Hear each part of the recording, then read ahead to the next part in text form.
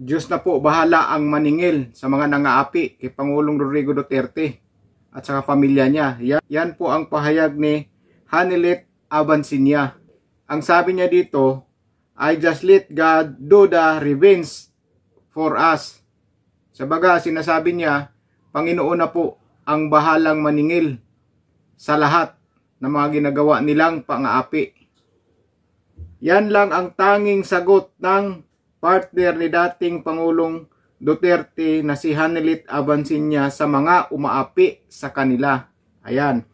And just let God do the revenge for us.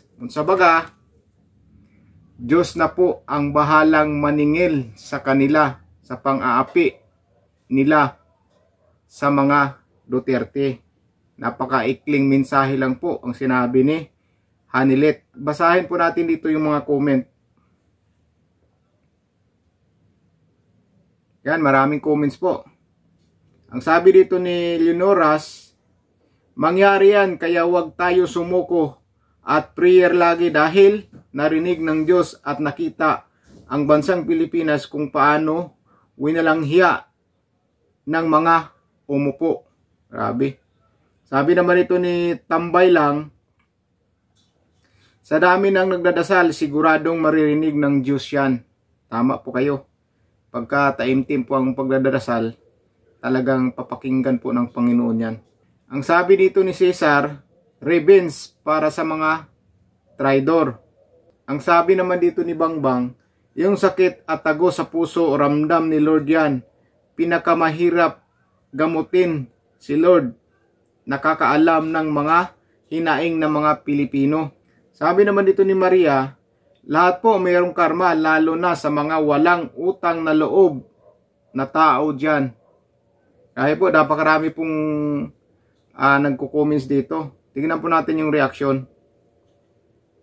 Kasi lahat po umagri po sa sinabi ni Ma'am Hanilet. Lahat po umagri po. Post po ito ng News Blast sa SMNI. Post po nila ito. Grabe no. Tama po yung sinasabi ni Ma'am Hanilet. Napakaikli pero napakaikli po pero napakaganda pong mensahe yun. Sana marinig ng mga nagtatraidor kay Pangulong Rodrigo Duterte, yung mga nang-aapi sa kanila. Diyos na po ang bahalang maningil sa mga taong nang-aapi sa kanila. Yan po ang mensahe ni Hanilet. Kasi nakikita naman po natin na parang hindi po pinahalagahan yung mga nagawa ni Pangulong Rodrigo Duterte sa panahon ngayon. Yung mga dating kumakampi sa kanya, kunyari nagiging kaibigan niya, ngayon wala po, lahat po nawawala. May natitira naman po pero iilan na lang po, hindi kagaya dati nung Pangulo pa siya. Grabe po, palakpakan lahat kapag si Pangulong Rodrigo Duterte nagtalumpati. Palakpakan lahat. Pero ngayon, iniipit na po sila o inaapi na po sila. Lumipat na po sa kabila. Sumabay sa agos. Kung saan po yung mamumuno, doon po sila. Wala na si Pangulong Rodrigo Duterte, kaya umalis na rin po sila. Yung dating kunyari, nakipagkaibigan sa kanya, umalis po lahat. Ang natitira, iilan na lang po yung natitira. Kaya nakikita natin ngayon, parang wala po tayong nakikita na kumakampi kay Pangulong Rodrigo Duterte. Halos lahat yung mga naging kasama niya noon na malakas pumalakpak, ini-endorse niya, nawawala po lahat. Kaya yung mensahe ni Ma'am Hanilet, napakaganda po yun. Napakaganda yun. Kasi kapag ang Panginoon po humusga o maningil sa lahat ng mga ginagawa na hindi maganda, hindi po yan mapipigilan. Hindi po yan. Kahit anong ilag nyo, hindi nyo yan maiilagan. O hindi nila maiilagan yan. Kapag ang tadhana na po ang humusga sa lahat ng mga nang-aapi, kahit anong gawin nila, kahit gaano karami yung pera nila, hindi nila yan mapipigilan. Diyos na po ang bahala o magpasyang maningil sa mga nang-aapi. Kanila Pangulong Rodrigo Roa Duterte. Hindi po nila pinahalagahan yung mga napakagandang nagawa ni Pangulong Rodrigo Duterte. Nawawala po yung respeto nila bilang isang dating Pangulo, pinadala pa sa ibang bansa, doon ipinakulong, matanda na, hirap na maglakad, pero hindi nila nilalintanang ihati doon sa ICC. Di ba? Walang awa, sa baga. Hindi tiningnan yung kalagayan ng isang tao, kapwa mo Pilipino, na mahirap na maglakad, inaalalayan na nga pag naglakad, dahil sobrang tanda na, pinakulong pa sa ibang bansa. Di ba? Kaya, Diyos na lang po talaga ang bahalang humusga sa lahat ng mga nang-aapi. Yan po ang sabi ni Hanilit Abansinya. Yan po ang pinakamaikling mensahe niya, pero tago sa puso yun. Tago sa puso yung mensahe na yun. Kayong mga kababayan, pabor ba kayo ng sinabi ni Ma'am Hanilit?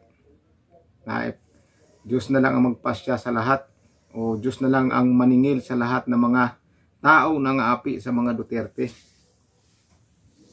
Marami pong nasaktan sa ginawa nila kay Pangulong Rodrigo Duterte, pero hindi nila inalintana. Ginawa pa rin nila ang lahat para madala si Pangulong Rodrigo Duterte sa ICC.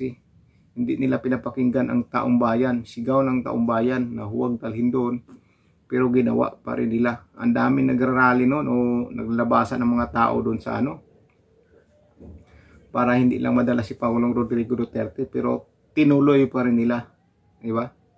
Tinuloy pa rin nila. Kaya di natin makita, hindi po nila pinapakinggan ang taong bayan. Sila po talaga ang masusunod sa gusto nila. Ayaw at hindi man ng taong bayan, ginagawa po talaga nila ang gusto nila kahit hindi na po tama. Grabe. Kaya i-comment nyo po mga kababayan kung ano po mga saloobin nyo sa mensahe ni Ma'am Hanilit. Napakaganda po yun. Super ganda po yung mensahe na yun. Sobrang pakumbaba na po yung mensahe na yun. Biro mo, ipasa Diyos mo na lang ang lahat. Diyos na lang ang bahala sa kanila, sa mga ginagawa nilang pang-api.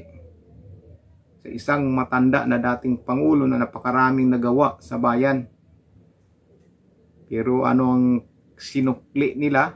Yung mga dating kaibigan niya, dating kakampi niya, lahat nawawala.